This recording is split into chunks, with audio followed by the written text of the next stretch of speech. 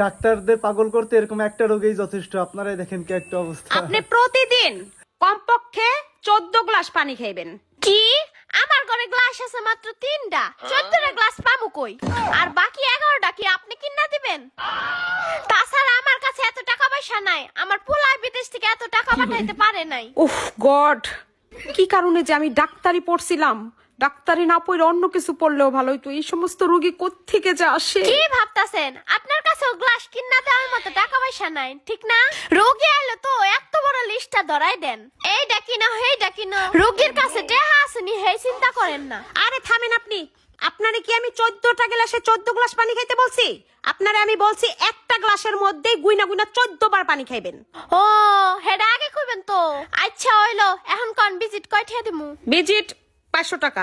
কি ডাক্তারি করবার বইছেন নাকি ডাকাতে করবার বইছেন? 14 গ্লাস পানি খাইবার কই 500 টাকা ভিজিট? 50টা টাকা দিলাম, নিলে নেন না নিলে নাই। আজকালকার ডাক্তারেরই ডাক্তার না, ডাকাতি করবার বইছে। চাইলে টাকা পাওয়া যায়, টাকা নাকি জানি গাছে ধরে।